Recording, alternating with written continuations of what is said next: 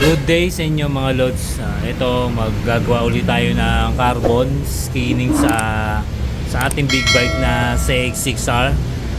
Ayan, ito mayroon na siyang pattern. Ayan. So yung cover dito sa may tangke guys, tatabasan natin yan. And then after that, saka natin siya ipo-forge carbon. Ayan.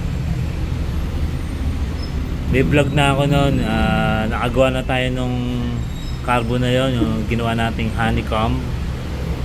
Then dito yung carbon dito, tinabas din natin. Bali to. Ngayon maglalagay tayo ng masking tape, parang pinaka gawin na natin guys, para madali natin siyang tabasan.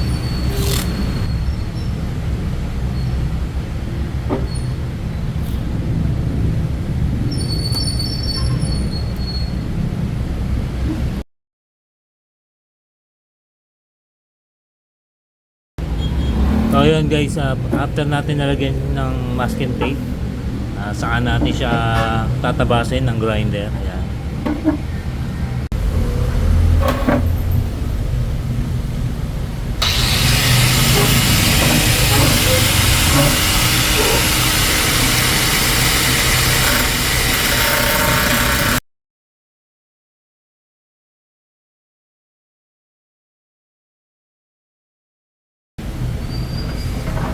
Ayan guys, natabas na natin yung yung ipo-forge carbon natin.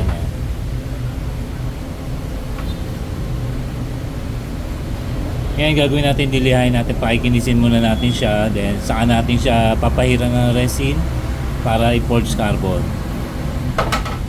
Ito yung pinagtabasan guys. Ngayon gagawa pa tayo ng isang cover na ipo-forge carbon din natin dito naman sa part na to. So next vlog na lang natin.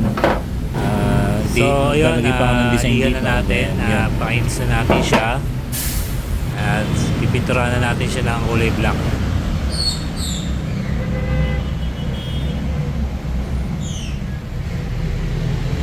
Pinturahan na natin siya ng kulay black. Na-spray natin siya ng samurai na kulay black guys, kasi hindi nyo pwedeng lagyan ng carbon pag kulay puti. So lalabas yung pagkaputi niya, may mga spot na kulay puti pag naglagay kayo ng carbon. Kaya mas maganda kulay black lang talaga. Ngayon pagkatuyo niyan, saka natin papahiran ng resin, and then lalapatan na natin siya ng carbon ng resin.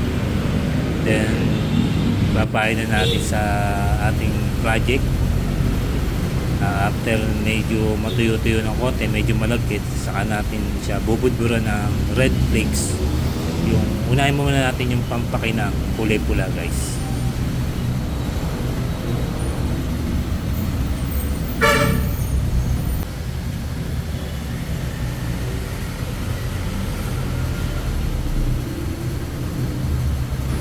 Ayan, lalagyan na natin siya ng red flakes. Unahin mo muna natin itong lagyan. After nyan, saka natin siya bubudburan ng carbon na forge.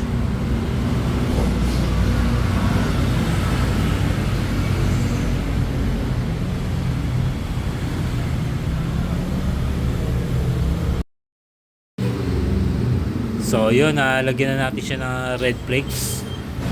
At ngayon bubudburan na natin siya ng forged carbon.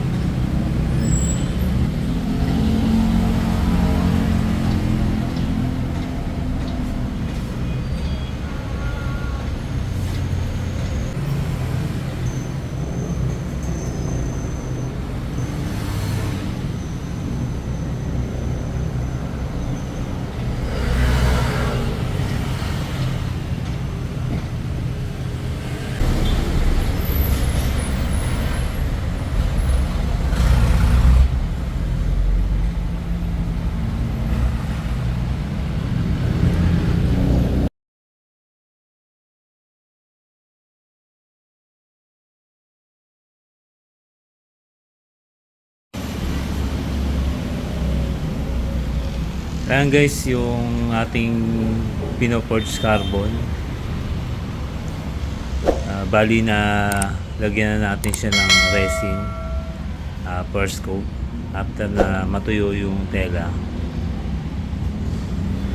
then lagyan uli natin. Madali naman matuyo yung resin na nabili natin guys. 3 hours lang tuyo na.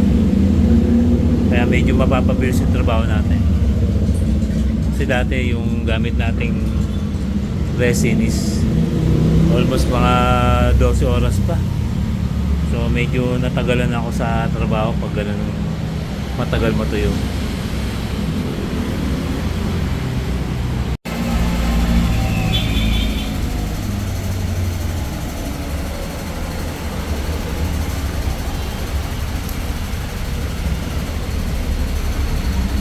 Ayan guys, napatungan na natin siya ng resin pangatlo. Third coating na po yan. Hintayin natin magpumantay po yan para lilihain na lang natin. Then top coat, clear coat na natin guys.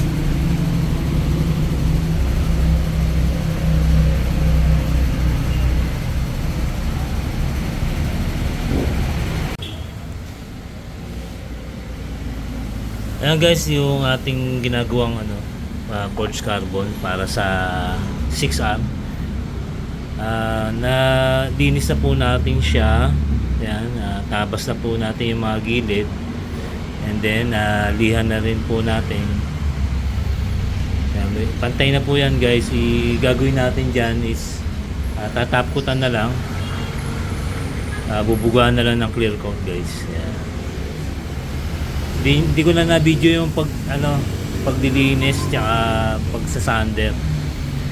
Medyo talaga maasbok eh. So kailangan is nasa malayong lugar ka na hindi maamoy ng iba.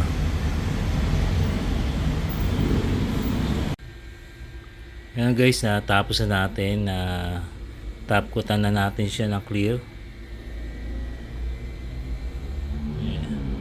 Yan, makapal na yan boss, mga loads, mga amo. Ikakabit na natin siya sa tangke na 6R. Ayan, kintab nyan. Try natin lagay sa 6R bukas guys, para makita nyo yung forma. Ganda. Ayan, nakabit na natin. Ganda.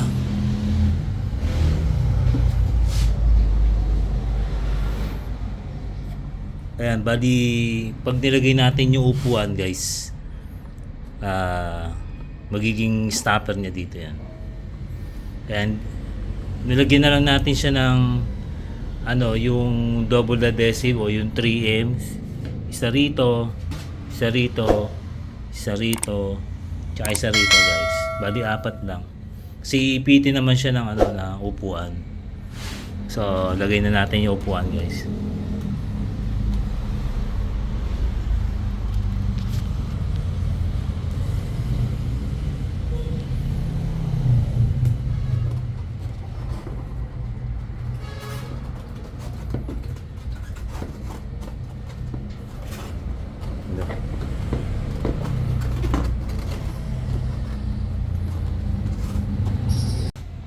Kaya nakabit na natin yung upuan. Ayan, medyo nahirapan na ako pero pumasok naman. Ayan guys, bukas ng umaga at labas natin, tingnan natin yung forma niya. So yun lang guys, ganda.